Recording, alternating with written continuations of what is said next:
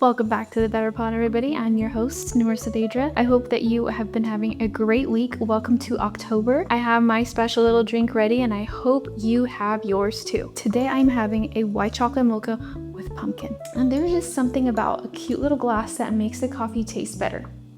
I didn't make that up. I didn't make the rules. I just followed them. If you haven't already, please go ahead and hit that subscribe button so you can be notified as soon as the video uploads. Things have started to finally feel like fall around here. The leaves are slightly changing. It's getting a little bit cooler. And we are officially in Q4, the last quarter of 2025, which is crazy because I literally feel like 2025 just started. We just rang in the new year, but here we are in the last 3 months of the year. So it's time to lock in. It is time. It's time for us to get our stuff together and focus on the things that we want to, because we have goals. We have things that we want to achieve, right? I know I'm not the only one. I know you have things that you want to see happen in the last quarter of the year. So we have to put in the work to make sure that happens. And I am holding your hand the whole way because I am in your exact same shoes. I want to see so many things in the last quarter of this year. And I feel like now is the time, so let's lock in, okay? Today's episode is a little bit different than my past episodes because I want to talk about something that's honestly really close to my heart and something that I feel like in this season God has been dealing with me about. If you follow me on social media, you know I love being a mother. I enjoy my girls so much. It's a lot of work, don't get me wrong, but I love everything about them. I just can't believe that this isn't forever.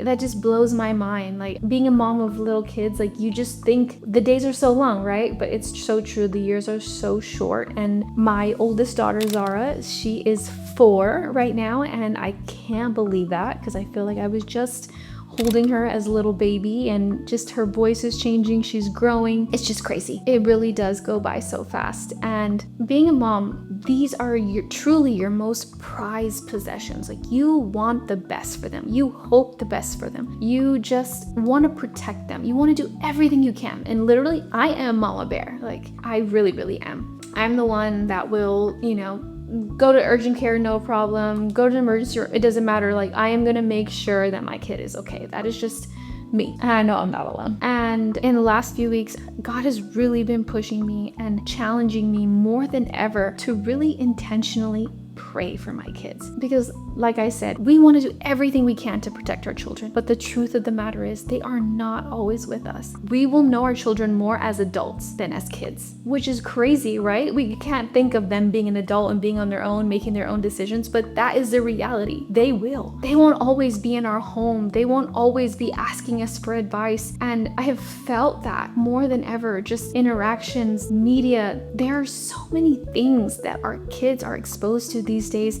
that they're not allowed to be kids like how we once were. I truly feel that. I could be wrong, but I literally saw a TikTok the other day of 8, 9-year-old girls giving a full Sephora haul. 8 and 9-year-old. Dude, I was shook. I was like, what in the world?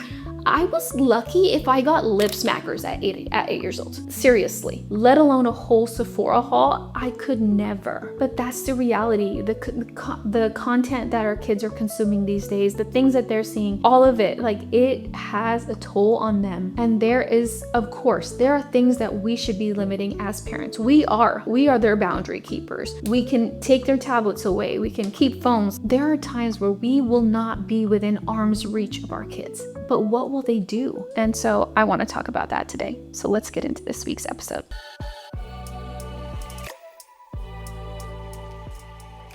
My daughter has been going to preschool for the last year, and that was a big deal because she was home for the first 3 years of her life, completely home. Whether it was me, family, like there was only a select amount of people that would watch her, and probably about 75 to 80% of the time it was me. And so letting her go was hard, like school is just like, you're not with your kid, you don't know what's going on, they're meeting new friends, they're meeting new people, they have teachers, how are the teachers talking to them? There's just so many things that go through your mind, right? I was extremely nervous to put her into school. She's the type of kid that would literally cry and stall going to class at church on Sundays. She did not want to go. She would want to stay with me. She would just pull all the tricks. Once in a while she would go, but she just wasn't a fan for whatever reason. So I was terrified when it was time for her to go to school. How was she going to act? This kid, she didn't even turn around to say goodbye. Okay.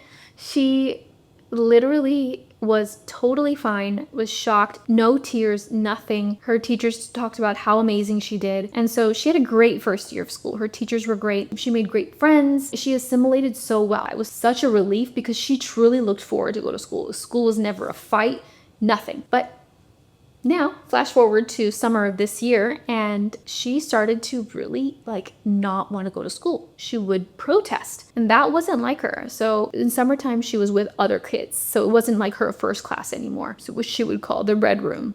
So there was some people from her previous class, the red room, but a lot of them were different kids. There were older kids now that she was turning 4. So she was around different kids, and it was a little bit challenging for her. And so I started to hear her say things like, "Mom, this girl at school said my writing was scribble scrabble," and she was sad about it. And I was like, "Oh, it's okay. She's just learning how to write. She's 3. Leave her alone." But she was just learning how to write, so I didn't think too much of it. Then she started saying stuff like, "Mom, my friends are mean to me." I was like, "What? What did they say?" And she was like, "I don't know." She wouldn't really be able to really tell me what was going on. And that, as a mom, you want to be able to go in full mom mode, right? That is me. I'm ready to go into mom mode. Mama bear is coming out. She's making her way. But who do I address this? What do I say? I can't just go up to the teacher and be like, "Okay, someone's being meaner."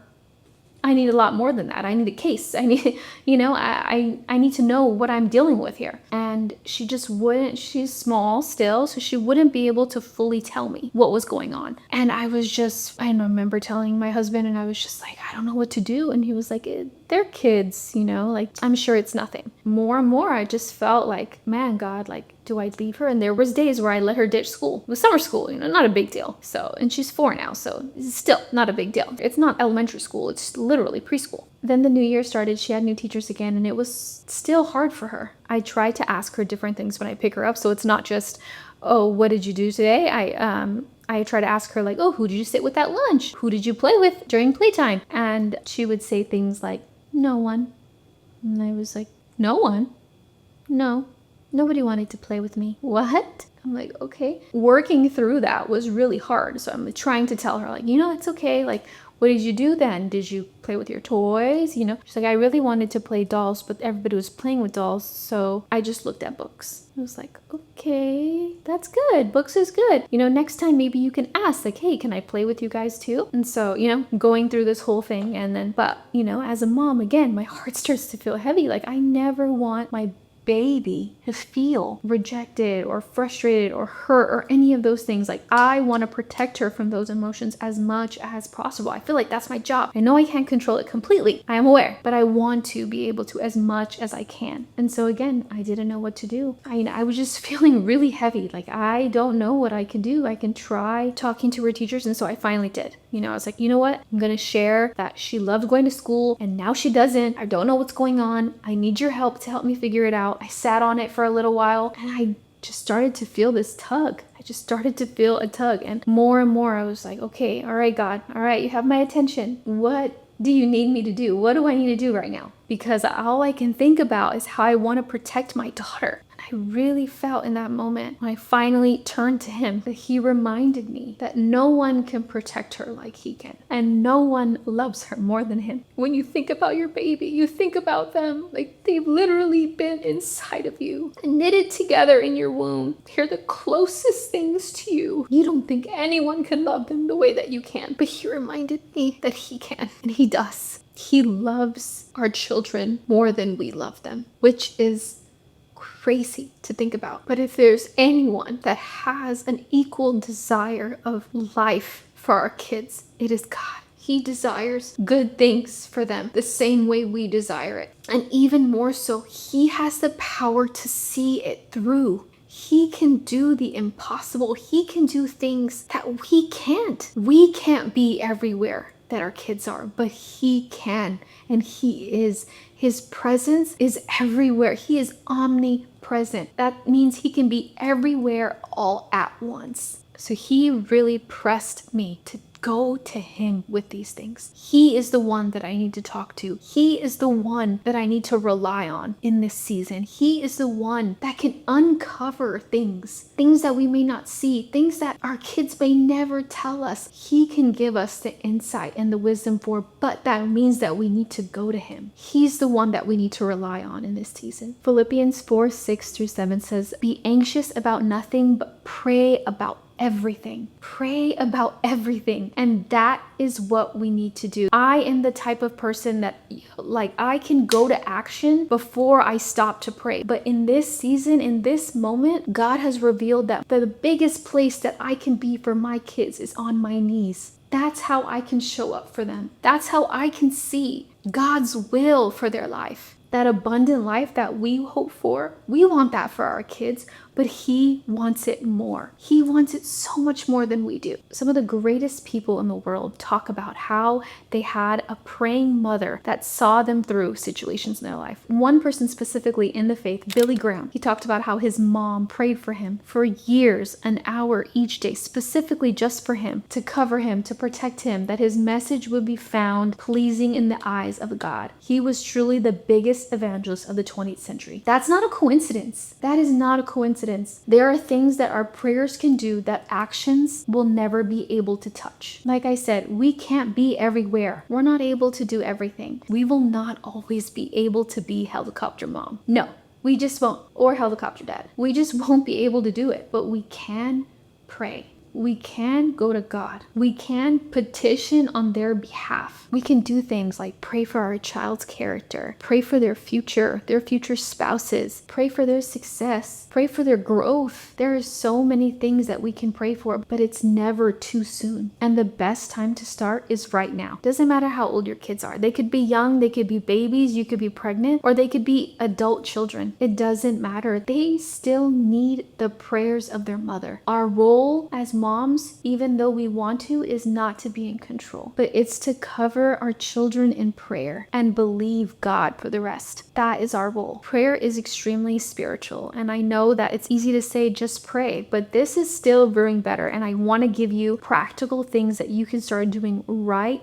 now that will not only benefit your children, but will give you so much peace. He is truly the Prince of Peace. And so when we rely on him with our most prized possession, we can guarantee he's not going to leave us hanging. He's not going to say, no, I'll keep at peace. I'll keep your marriage at peace. I'll keep your job or stuff at peace. I'll keep you at peace at those things. But no, I'm going to keep you anxious with your children. No, he's not going to say that. We have to bring him everything. And a lot of times our children, surrendering our kids is the hardest thing that we can do. And again, Nick, you're saying like, Nor, you're a 4 and 1 year old. How are you surrendering them? I know. I know it's hard. I will say, like, I think about it and I'm like, they're still gonna live with me. I'm still gonna take care of them. I'm still gonna guide them. All of those things. Yes. But ultimately, I have to know that God is sovereign and he has their back. He has to be who he's been to me, to them. So, okay, how does that happen? The first thing we need to focus on as parents is our own relationship with the Lord. That tugging and pressing that he did to me just a couple weeks ago, I wouldn't have been able to hear and feel those nudges if I wasn't spending time with him. We have to be able to model what it is to follow God and the beauty of following God. And again, we're not talking about perfection. We'll never be perfect. There's only one perfect, Jesus.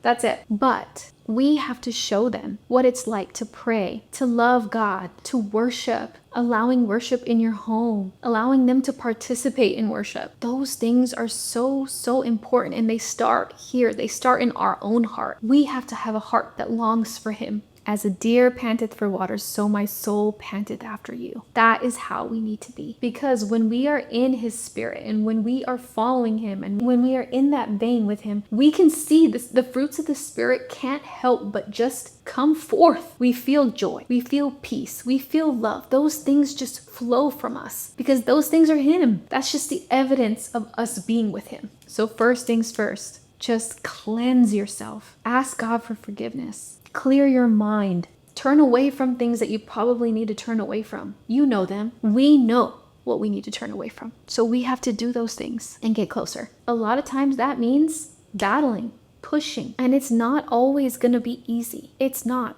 a lot of times it's going to be hard. We're going to have to push through feelings, exhaustion, frustration. We have to push through so many things to be able to spend time with God and rely on Him, but it's worth it. It's not for nothing. It's all for a gain. This week, focus on your relationship with God. What is He trying to tell you? What do you feel like He's been pressing on you? Pay attention to those things. And that requires slowing down. I know, that's hard. Slowing down can be hard for someone that's constantly moving. And moms, parents, we are constantly doing something. There is no stop. And the only stop is usually when we go to sleep. And even then, we get woken up, right? But slowing down is important. Extremely important. One of my favorite songs right now is Slow Me Down by Charles Weems. Amazing. It has really helped me in this season. So, little plug.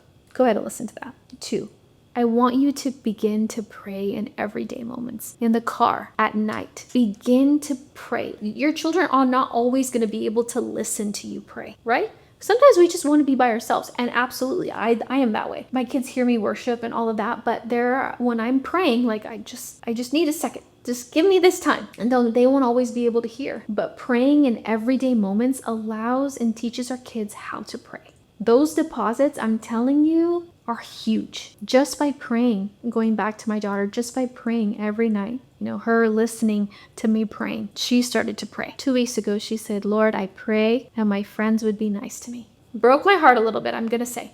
Absolutely broke my heart. But when I took a step back, I realized okay, He is who she needs to go to. And she's learning that. She's learning the words to use to be able to express herself. And better him than me. I want it to be me. Don't get me wrong. I want it to be me. I want her to express herself to me. And I hope she will be able to more and more as she grows. But first and foremost, I want her to go to Him. He is the one that will never forsake her, never leave her, never disappoint her. I will disappoint her at times, but He will never disappoint her. And so He can be an anchor to her soul. And she began to learn that all from just a simple bedtime prayer. Simply just praying in the car, praying over her little ouchies. All of those little things begin to compound and teach our kids who God is and how to go to Him. Number 3, pray scripture over your children. Like I said, when I talked about He gives us life and life more abundantly. Pray specific scripture over them. He does not give us a spirit of fear, but of power, love, and sound mind. Pray that over him when they're scared.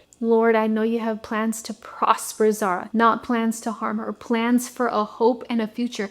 Pray things out. And using His word will give you power, strength, and a reinforcement like no other. His word cannot come back void. It can't. It's impossible. It is the best way for you to speak truth over your children's life. Pick your favorite verses that you go to, verses that you look to. And one of my favorite scriptures in Psalms 1:2, and then he shall be like a tree planted by the rivers of water that brings fruit in every season. His leaves shall not wither, and whatever he does shall prosper. But now I'm going to pray that over my kids. I pray that Mila and Zara would bring fruit in every season, that their leaves would never wither, and that they would be successful and prosper in whatever they do. Something so simple, but so powerful. So make sure, find your favorite scriptures this week and begin to pray scripture over your children. And lastly, just have time. 10-15 minutes a week, whatever it is, specific time that you spend just praying for them, praying for their future, praying for their teachers, their doctors, things, whoever may come in their path. It's our responsibility to do. It doesn't need to be all fancy. It doesn't need to sound great. It just needs to come from your heart. And I know as a mom, once we begin to go to God with our children, we can't help but let it come. It will definitely